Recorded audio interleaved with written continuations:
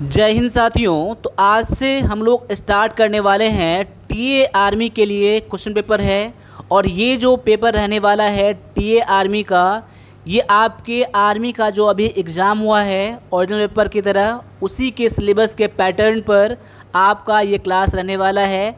और हम लोग टीए आर्मी का जितना भी क्लास करेंगे आज से प्रैक्टिस सेट के नाम से करेंगे, ठीक है। तो यहाँ पर प्रैक्टिस सेट 1, प्रैक्टिस सेट 2 ऐसे ही आएंगे। और जितना पेपर रहेगा टीए आर्मी का सारा बिल्कुल आपके उसमें समान ज्ञान, विज्ञान और आपका गणित रहने वाले हैं। साथ साथ में आप चाहते हैं कि आपका तैयारी और फास्ट हो जाए तो हमारा आप एप्लीकेशन वीर पथ को डाउनलोड करके और वहाँ से जाकर आप टीए आर्मी का वहाँ से आप लोग ज्वाइन कर लीजिएगा आपका ऑनलाइन टेस्ट। और इसका लिंक मैं एप्लीकेशन का डाल दूँगा, डिस्क्रिप्शन के लास्ट में डाल दूंगा यहाँ पर, तो जाकर वहाँ से आप लोग डाउनलोड कर लीजिएगा।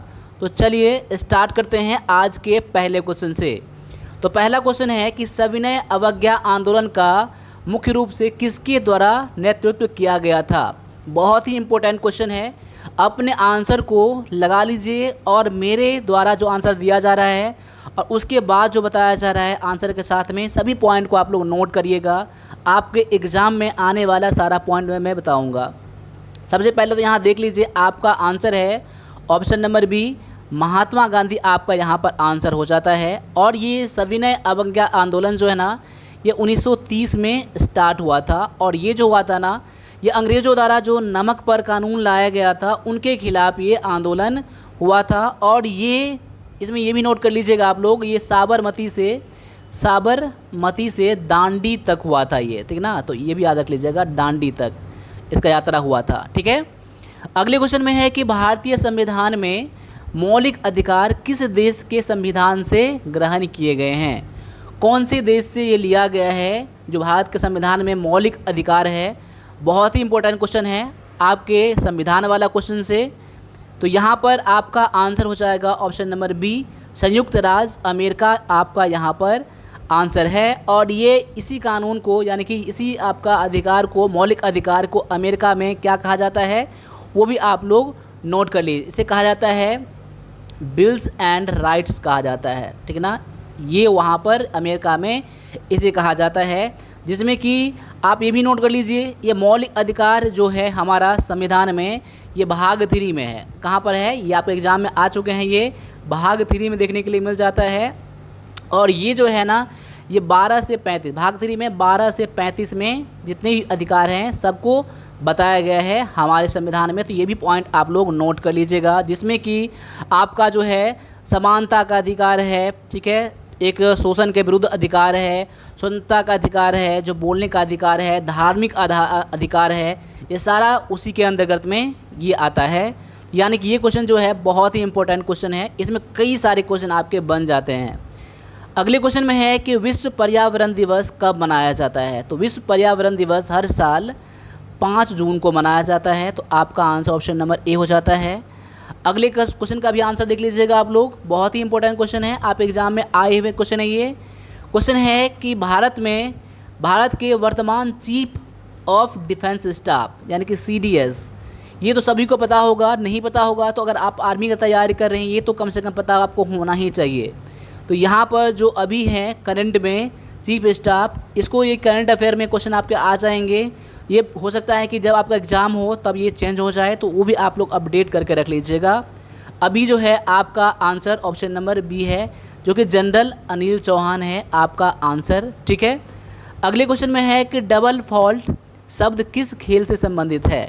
यानी डबल फॉल्ट जो वर्ड यूज़ किया जाता है कौन से खेल में किया जाता है। तो यहाँ पर जो आपका आंसर हो जाएगा ऑप्शन नंबर बी हो जाएगा, यानी कि टेनिस खेल में डबल फॉल्ट का यूज़ किया जाता है।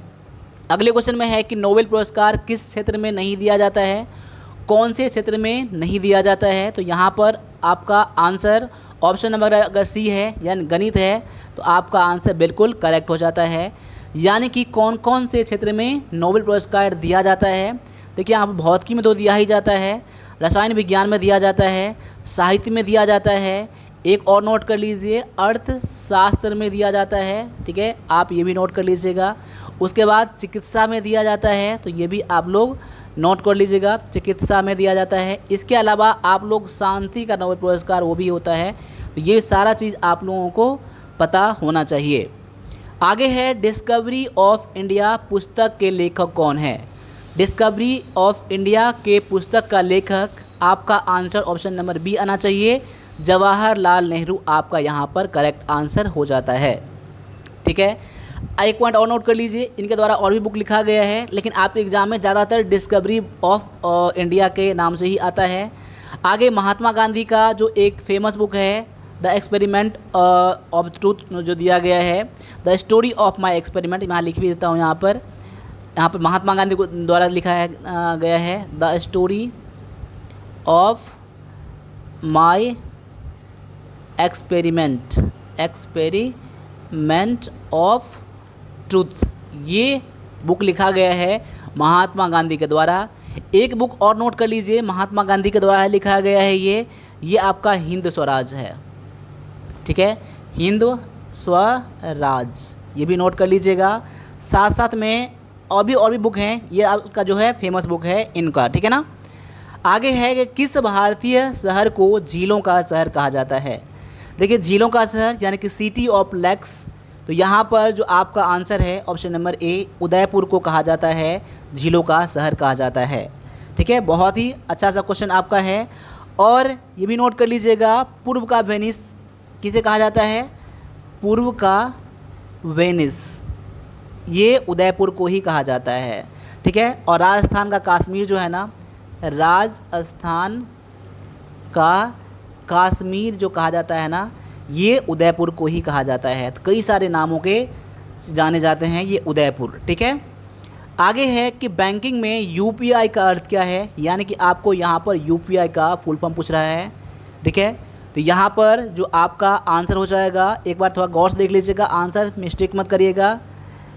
ये आपका हो जाएगा यूनिफाइड, कहाँ इसमें है, यूनिफाइड पेमेंट इंटरफेस, यानी कि ऑप्शन नंबर आपका ए है आपका आंसर। ठीक है, तो यहाँ पर जितने सारा क्वेश्चन ला रहा हूँ सारे आपके एग्ज़ाम के पॉइंट ऑफ व्यू से आपके सिलेबस के अकॉर्डिंग है।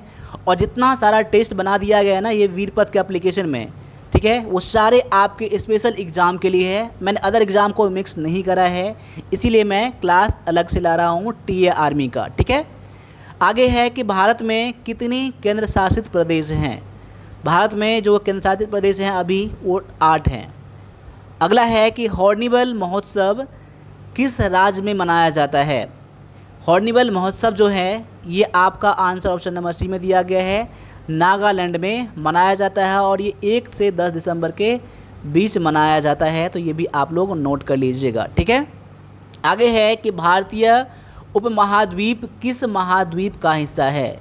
तो भारतीय उपमहाद्वीप जो है ना ये आपका एशिया महाद्वीप का हिस्सा है। ऑप्शन नंबर आपका ए आंसर यहाँ पर हो जाता है। आगे है कि जैन धर्म का संस्थापक किसे माना जाता है। तो जैन धर्म के संस्थापक माने जाते हैं, ऑप्शन नंबर बी में दिया गया आपका ऋषभनाथ को माना जाता है। ऑप्शन नंबर आपका बी है। और ये जैन धर्म के प्रथम तीर्थंकर थे। नोट कर लीजिएगा, प्रथम तीर्थंकर कौन थे, तो ऋषभदेव थे। ठीक है ना, ऋषभदेव बोलें या ऋषभनाथ बात एक ही है। ऋषभदेव उन्हीं का नाम है और ऋषभनाथ, ये भी आप पॉइंट नोट कर लीजिएगा। ठीक है, और ये पॉइंट और नोट कर लीजिए कि जैन धर्म में अभी टोटल 24 तीर्थंकर हो चुके हैं। देखिए, आपके मन में आएगा कि तीर्थंकर किसे कहते हैं। आपका जैन धर्म में जो बड़े बड़े तपस्वी जो होते हैं ना, ठीक है ना, उसे आपका तीर्थंकर कहा जाता है। एक है महावीर, ठीक है, और महावीर जो है ना ये 24वें तीर्थंकर थे। ठीक है, महावीर कौन थे, 24वें तीर्थंकर थे। ठीक है ना, और ये अंतिम थे। ठीक है, चलिए आगे है कि भारत में राष्ट्रीय युवा दिवस किसकी जयंती पर मनाया जाता है। राष्ट्रीय युवा दिवस ये मनाया जाता है स्वामी विवेकानंद जी के जन्म दिवस पर, जयंती पर राष्ट्रीय युवा दिवस मनाया जाता है। बहुत इंपॉर्टेंट क्वेश्चन है। और एक पॉइंट और नोट कर लीजिए, यह हर साल 12 जनवरी को मनाया जाता है। ठीक है ना, 12 जनवरी को मनाया जाता है। तो ये भी नोट कर लीजिएगा, आप एग्ज़ाम में आते हैं दिवस 12 जनवरी को कौन सा दिवस मनाया जाता है, तो स्वामी विवेकानंद जी का जयंती मनाया जाता है। और ये राष्ट्रीय युवा दिवस 12 जनवरी को ही मनाया जाता है। नीति आयोग में नीति का अर्थ क्या है। नीति आयोग में नीति जो लिखा गया है ना, ये उसका अर्थ क्या है, इसका फुल फॉर्म क्या है, ये पूछा जा रहा है। नीति आयोग के बारे में ये भी जान लीजिए आप लोग, ठीक है। ये जो है ना, योजना आयोग को हटाकर समाप्त करके नीति आयोग को लाया गया था, ठीक है ना। और इसका जो आंसर हो जाएगा ऑप्शन नंबर ए हो जाएगा, national institution for transforming India. Option number आपका ए यहाँ पर करेक्ट आंसर है। आगे है कि परमवीर चक्र किस लिए प्रदान किया जाता है। तो परमवीर चक्र प्रदान किया जाता है दुश्मनों के सामने वीरता दिखाने के लिए, वीरता से लड़ने के लिए। ऑप्शन नंबर आपका बी आंसर यहाँ पर हो जाता है। मंगल ग्रह का उपनाम क्या है, यानी कि मंगल ग्रह को और किस नाम से जाना जाता है, तो लाल ग्रह के नाम से जाना जाता है। पुलित्जर पुरस्कार किस क्षेत्र में उपलब्धियों के लिए प्रदान किया जाता है। पुलित्जर पुरस्कार जो दिया जाता है ये साहित्य और पत्रकारिता में दिया जाता है, तो ऑप्शन नंबर आपका ए आंसर है। भारतीय सेना का मुख्यालय कहाँ पर है, ठीक है, यानी इंडियन आर्मी का जो हेडक्वार्टर है वो कहाँ पर है, तो ये आपका नई दिल्ली में है। ऑप्शन नंबर आपका सी यहाँ पर करेक्ट आंसर है। सविनय अवज्ञा आंदोलन किस वर्ष हुआ था। देखिए इसका आंसर मैं नहीं बताऊंगा, ठीक है ना, क्योंकि पहले क्वेश्चन में ही मैंने डिटेल में बता दिया है। अगर आपने क्लास को सीरियसली देखा होगा या नोट बनाया होगा तो इसका आंसर आप लोग कमेंट कीजिएगा। क्वेश्चन नंबर 20 का आंसर मैं सभी से मैं बोलूँगा कमेंट कीजिए, और साथ साथ में कौन से सिटी से आप इस क्लास को देख रहे हैं अपने सिटी का नाम ज़रूर कमेंट कीजिएगा, ठीक है।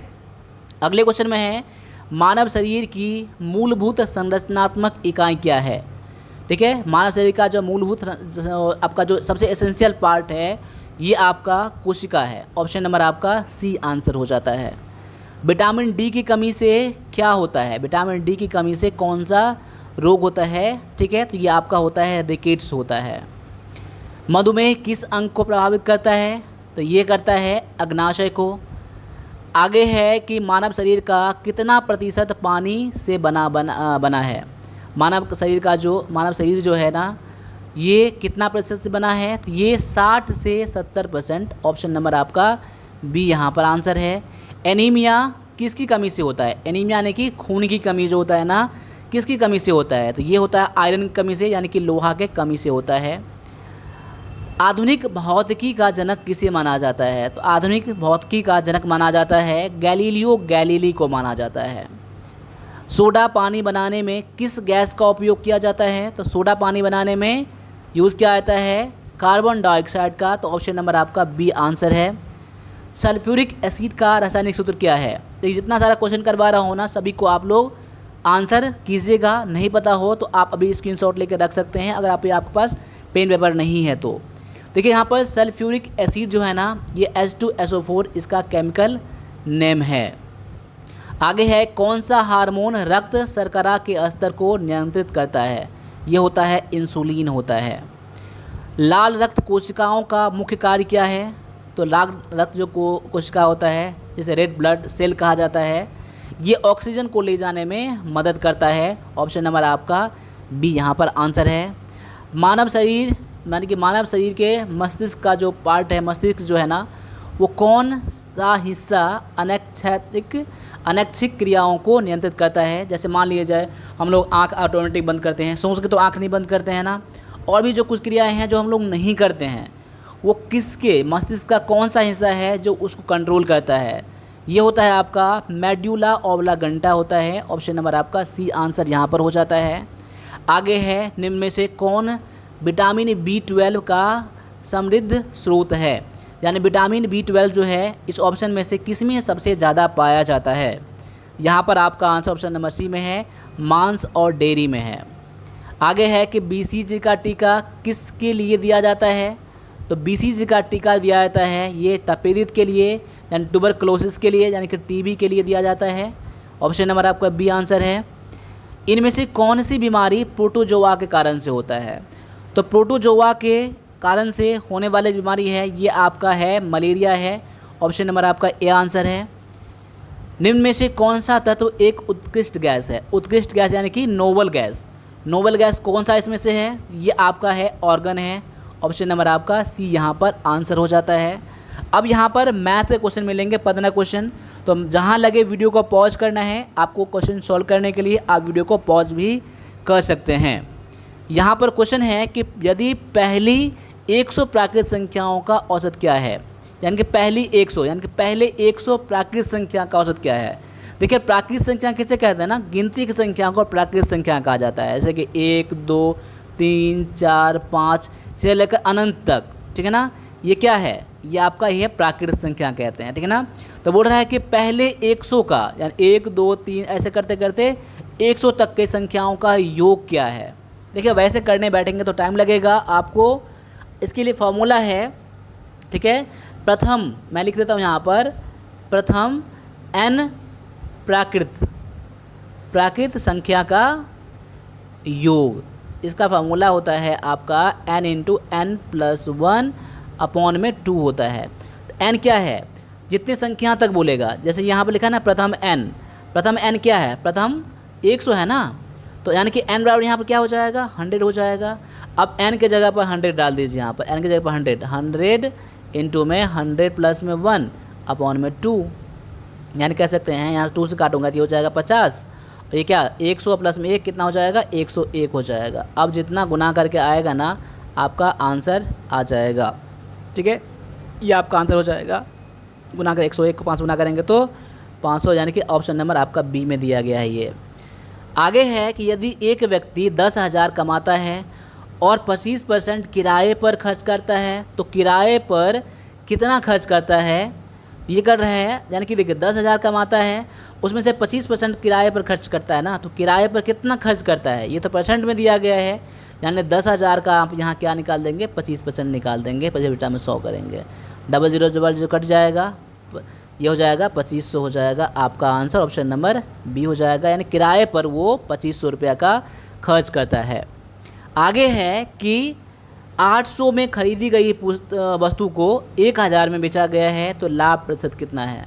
देखिए यहाँ पर लाभ प्रतिशत का फॉर्मूला क्या होता है, ये होता है लाभ बटा में क्रय मूल्य, यानी क्रय मूल्य यानी कॉस्ट प्राइस इंटू में 100।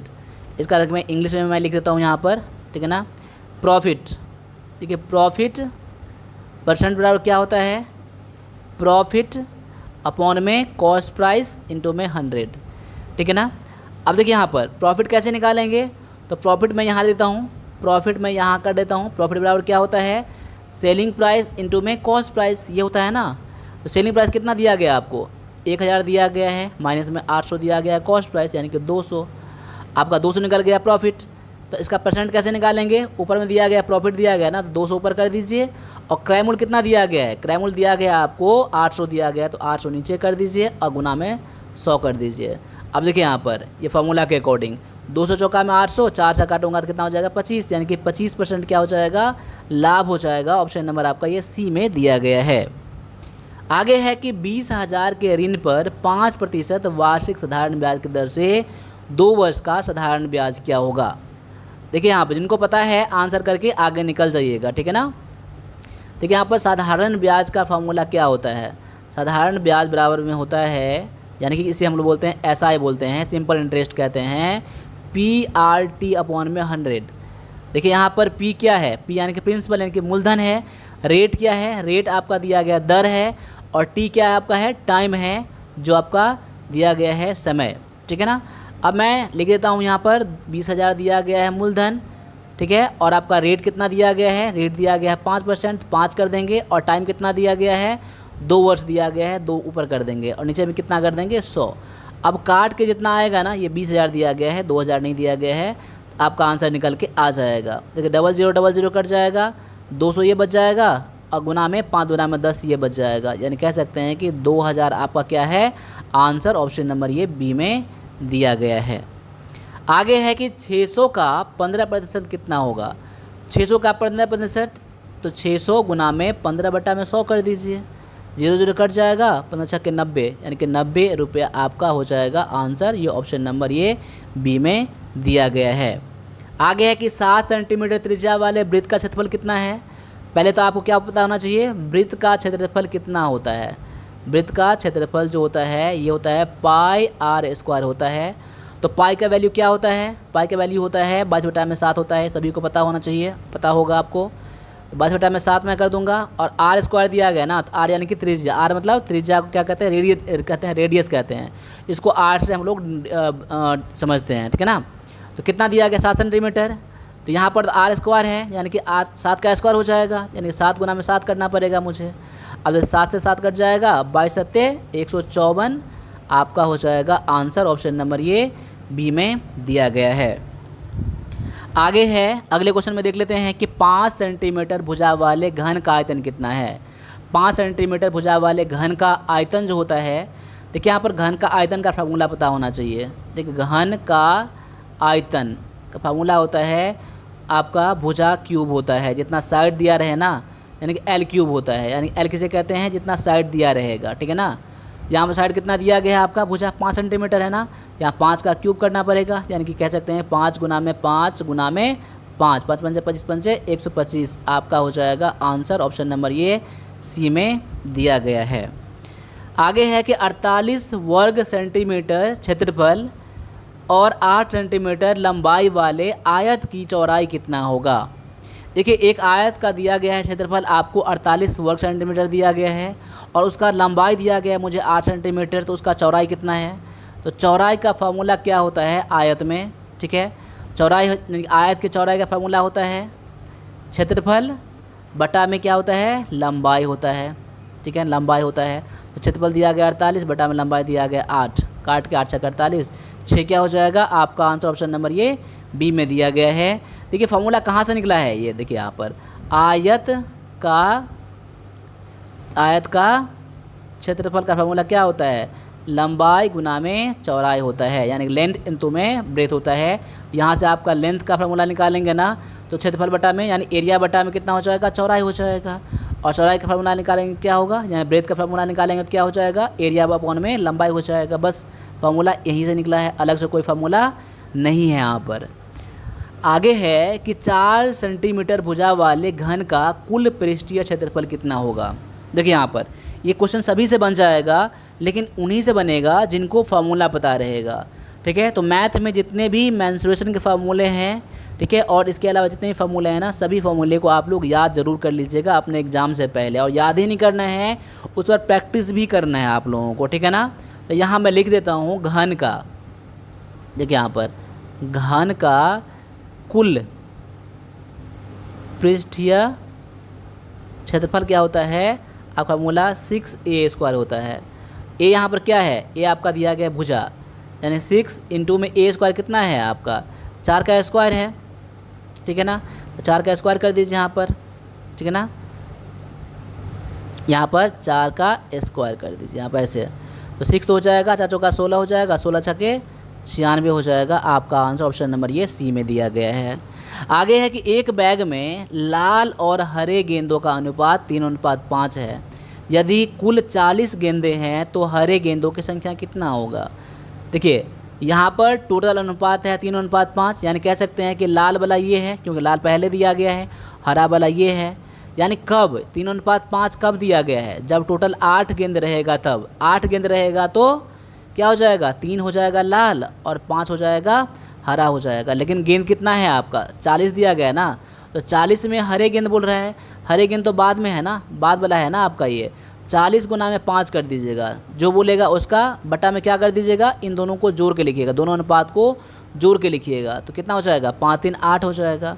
अब काट लीजिए, वही आपका आंसर निकल के आ जाएगा, 8 पंचे 40 5 पंचे 25 हो जाएगा आंसर आपका, ऑप्शन नंबर ये सी में दिया गया है। आगे आ जाइए, 10 सेंटीमीटर त्रिज्या वाले वृत्त के परिधि क्या होगा। ये भी क्वेश्चन बन जाएगा अगर आपको वृत्त का परिधि पता हो तो। यहाँ तो रेडियस कितना दिया गया आपका 10 सेंटीमीटर दिया ही गया है, और वृत्त का परिधि कितना होता है, ठीक है ना, यानी कि सरकमफ्रेंस ऑफ ए सर्कल का फार्मूला क्या होता है 2πr होता है। मैं फार्मूला यहाँ पर लिख देता हूँ, सरकमफ्रेंस ऑफ ए आपका सर्कल, ठीक है ना। तो 2 इंटू में पाई का वैल्यू कितना होता है 5/7, और गुना में आपका दिया गया है 10, रेडियस दिया गया ना r 10। देखिए आपका आंसर भी किस में दिया गया है, तो पाई में दिया गया है, तो पाई को नहीं काटेंगे हम लोग। और इसके अलावा देखिए 10 दूना में 20 हो जाएगा ना, ये 20 और पाई को मैं पाई ही छोड़ देता हूँ, यानी कि 20 पाई क्या हो जाएगा आपका आंसर, ऑप्शन नंबर ये ए में दिया गया है। आगे है कि एक कक्षा में लड़कों और लड़कियों का अनुपात 5:3 है। यदि 40 लड़के हैं तो कितनी लड़कियां हैं। देखिए सेम पैटर्न पर ये लाल और हरे गेंद वाला था ना, ठीक है, उसी पैटर्न पर है और आपका नंबरिंग भी सेम है। आप लोग इसका आंसर क्वेश्चन नंबर 47 का, यानी इस क्लास में मैंने 2 क्वेश्चन का आंसर कमेंट करने के लिए बोला है, ठीक है ना। तो दोनों क्वेश्चन का आप लोग आंसर कमेंट ज़रूर कीजिएगा, ठीक है ना, और अपने सिटी का नाम ज़रूर लिखिएगा, ठीक है। आगे है कि अनुपात 18:40 को साधारणतः रूप में बोल रहा है, यानी कि 18/24 कर दीजिए, ठीक है। 6 3 18, 6 चौका में 24, अब तो नहीं कटेगा ना, तो 3/4 हो गया, यानी कि 3:4। आपका आंसर ऑप्शन नंबर किस में है, बी में है। आगे है कि एक आयत की भुजाएं 7:9 के अनुपात में है और उसका परिमाप 32 सेंटीमीटर है, तो आयत की लंबाई कितना है। देखिए यहाँ पर मैं मान लेता हूँ, भुजा मान लेता हूँ यहाँ पर, मतलब आयत का एक मान लेता हूँ 7x, दूसरा मान लूँगा मैं 9x मान लूँगा, ठीक है ना, इस क्वेश्चन के अकॉर्डिंग जैसा अनुपात दिया गया है। और उसका परिमाप बोल रहा है ना, यानी कि आयत का परिमाप कितना दिया गया आपको, आयत का परिमाप, यानी कि पैरीमीटर ऑफ ए रेक्टेंगल, ठीक है। जिनको आपको हिंदी समझ नहीं आता होगा ना, ये बता रहा हूँ, पैरीमीटर कितना दिया गया है रेक्टेंगल का, फार्मूला में क्या होता है, परिमाप, ठीक है, परिमाप। इसका फार्मूला होता है आपका, पहले तो 32 दिया गया है, इसका फार्मूला क्या होता है, 2 × में लेंथ प्लस में ब्रेथ बराबर में 32 दिया गया है। तो आपका लेंथ ब्रेथ कितना दिया गया है, 9 और 7 दिया गया ना, तो 9 और 7 को जोड़ना पड़ेगा यहाँ पर, 7x प्लस में 9x इंटू में 2। इसको सॉल्व कर लीजिएगा आप लोग, जितना आपका आंसर आ जाए, 2 से काट लीजिए, 2 से काटेंगे तो 16 हो जाएगा। यहाँ पर 9 7 कितना हो जाएगा, 9 और 7 16 हो जाएगा, ये 16, x बराबर में 16, अब काट के कितना निकल जाएगा, x बराबर में 1 हो जाएगा। अब x बराबर में 1 हो गया, तब 1 से गुना करेंगे x में तो 7 ही रहेगा, 9 में गुना करूँगा तो 9 ही रहेगा, यानी कि 9 और 7 क्या हो जाएगा, आपका भुजा हो जाएगा, यानी कि 9 सेंटीमीटर आपका लंबाई निकल के आ जाएगा। तो यहाँ पर से सॉल्व कर लीजिएगा, यहाँ पर जगह नहीं होने के कारण से मैंने थोड़ा सा ऐसे मैंने कर दिया हूँ, लेकिन मेन इसका फॉर्मूला था, ठीक है। आगे है कि x के लिए हल कितना है, यानी आपको दिया गया है 3x बराबर में 12 दिया गया है, 3x बराबर में 12 है, तो x बराबर में कितना हो जाएगा, 12/3 हो जाएगा, काट के निकल कितना 4 निकल के आ जाएगा। ऑप्शन नंबर आपका बी में है। और आज का क्वेश्चन जो था ना मैथ का, वो आसान सा क्वेश्चन था। आपके एग्जाम में इस तरह के भी क्वेश्चन आते हैं, आप सारे क्लास को देखते रहिएगा, मैं हर लेवल का आपको क्वेश्चन करवाऊँगा, ठीक है ना। साथ साथ में आप वीरपथ का एप्लीकेशन डाउनलोड करके और आप अभी जाकर टीए आर्मी का टेस्ट ज्वाइन कर लीजिएगा। अगर टेस्ट ज्वाइन करने में कोई दिक्कत अगर आए तो आप 9102195290 पर मुझे व्हाट्सएप भी कर सकते हैं, टेस्ट ज्वाइन करने में कोई दिक्कत है तो मिलेंगे अगले क्लास में। तब तक सभी से फिर से जय हिंद, जय भारत।